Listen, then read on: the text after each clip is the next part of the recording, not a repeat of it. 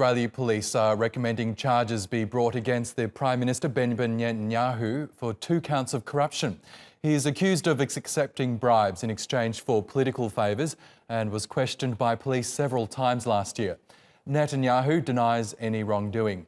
In a televised address a short time ago, he said he would continue to lead Israel. Well, let's go straight to Soraya Lenny, who joins us from Jerusalem. Soraya, what have police revealed?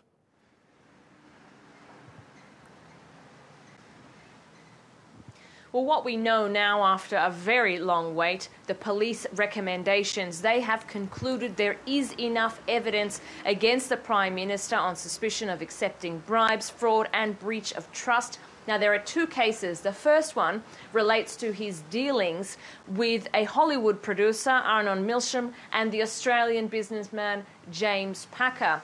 That's where he's accused of effectively accepting bribes and other expensive gifts in return for political favours. Now, in the second case, it's known as Case 2000, the police have also concluded there's sufficient evidence against the Prime Minister to refer this to the Attorney General for possible indictment and charges, and it is relating to the newspaper war here in Israel.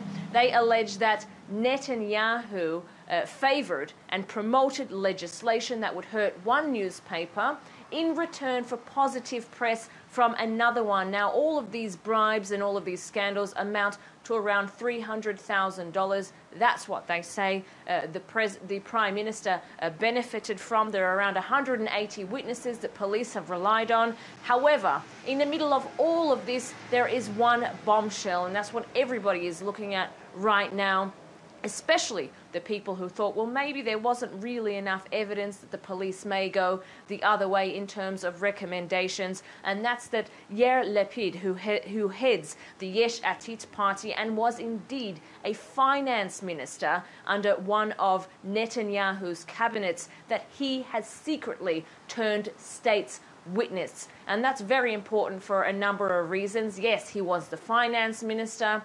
He was also the head of one of these parties, the opposition parties, and also a party that kind of was in favour of Likud as well, but also because he's been tipped as a possible Netanyahu successor. And Soraya, we know this has been a long-running affair for the Prime Minister. So what happens now that police have recommended that he be charged with these corruption charges?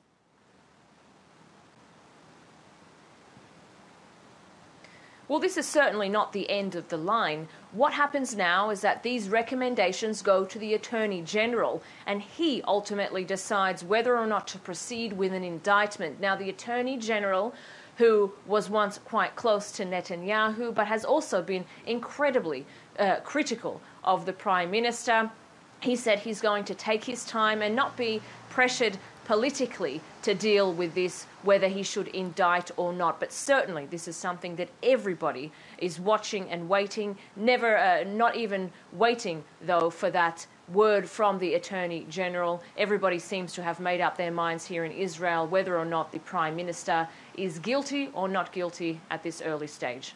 OK, Soraya Lenny, thank you for that update on this developing story out of Israel.